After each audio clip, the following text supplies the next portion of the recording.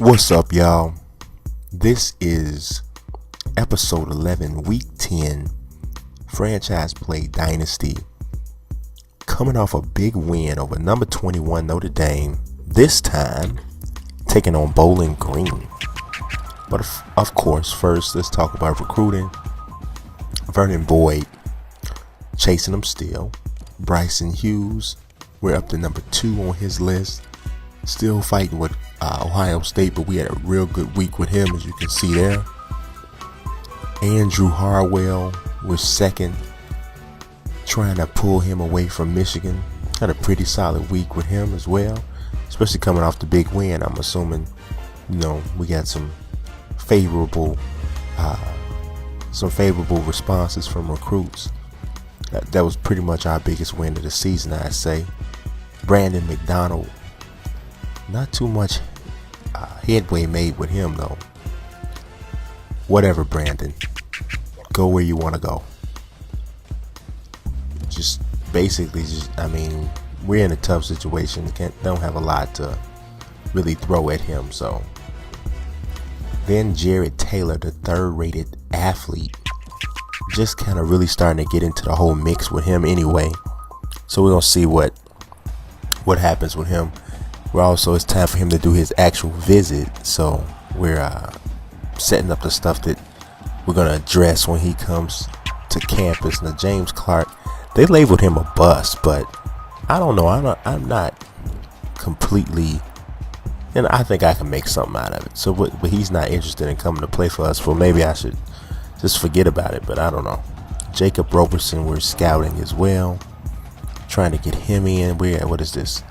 It says 69% scouted at this point. And then, of course, we're trying to bring him in. Like I said, these are, what you're seeing now is a lot of the top tier guys that haven't been signed yet that I'm trying to pull in. Just trying to fill up my scholarship spots as well. Cornelius Johnson, the defensive end, he wants to come to us, so I figure he's probably an easy get.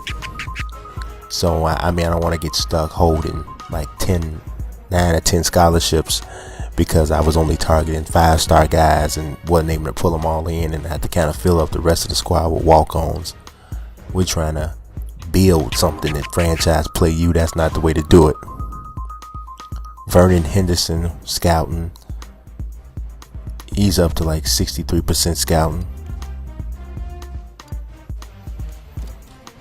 And of course, trying to bring him in. We're third on the list for him, and he's a 4-star athlete. He had a pretty good week recruiting him. But now it's time for the game, and Alexis Gant is back from injury. You see his season stats are not great.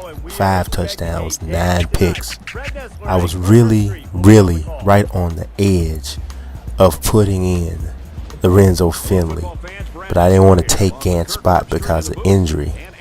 So I said, okay, let's go ahead and start him. So this is a big game for him. See if he's going to be able to keep his starting spot. Starts off early, using his legs and making smart plays. The little dump off after he creates some more time finds Harrington, who is also back from injury, for the first down pickup there.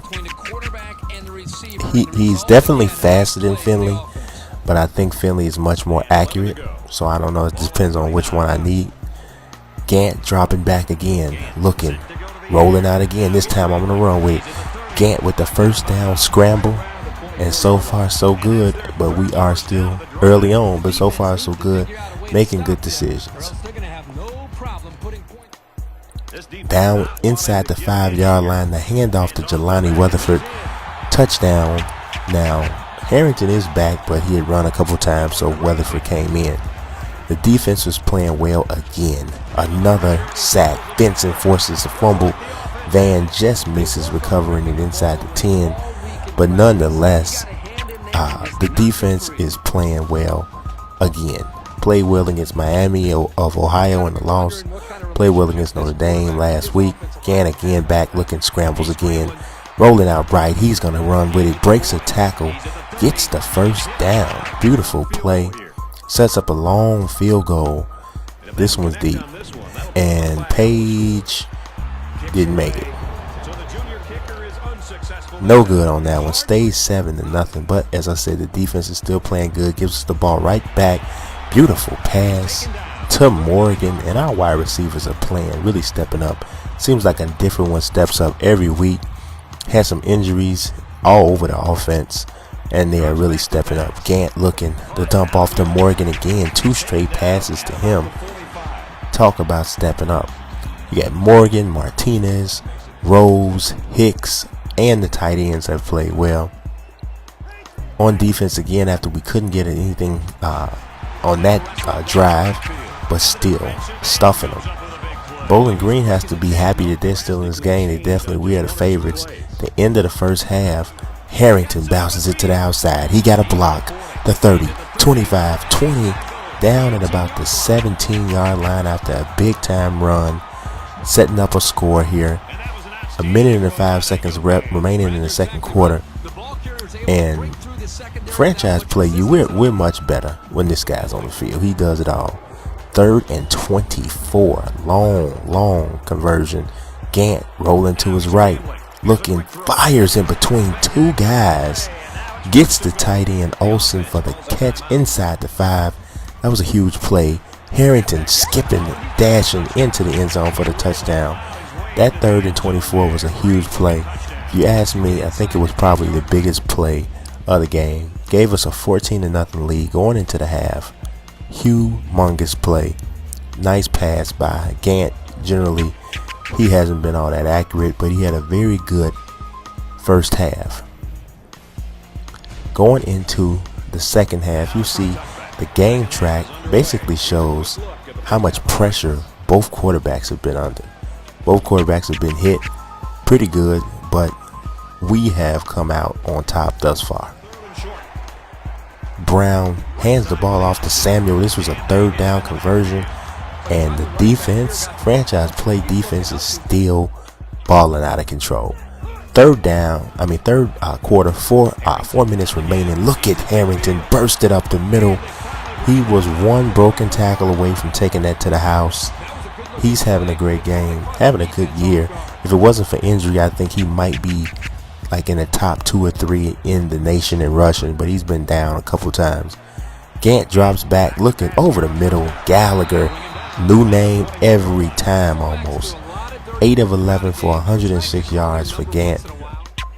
Here we are with 3 minutes and 20 seconds remaining in the third. Another 3rd and long conversion.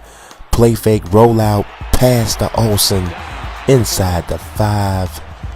Gant is playing well. He is playing well. This is clearly one of his best games, if not his best game of the season, just because taking care of the ball. 2nd and goal. Gonna pass it again. Gant, quick slant over the middle to Ricks. Touchdown. 21-0 at this point for franchise play.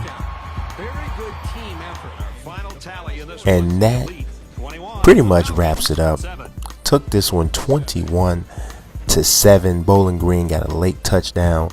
We kind of peeled back the offense a little bit and just started running the ball and took over this game. I mean, we're looking good right now. I mean, just coming off beating Notre Dame, pulling this win out is nice. 13-21 for Gant. He did throw an interception late, but we're not gonna hold that against him too much. Harrington, 19 rushes, 175 yards, and a touchdown.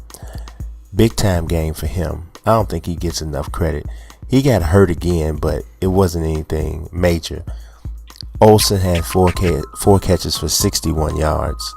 So hopefully, I don't know. I got to check and see if Harrington's will be back in the next game. This guy gets hurt a lot, but he is a good player for us. Ricky Vincent with 5 tackles, the sack that you saw.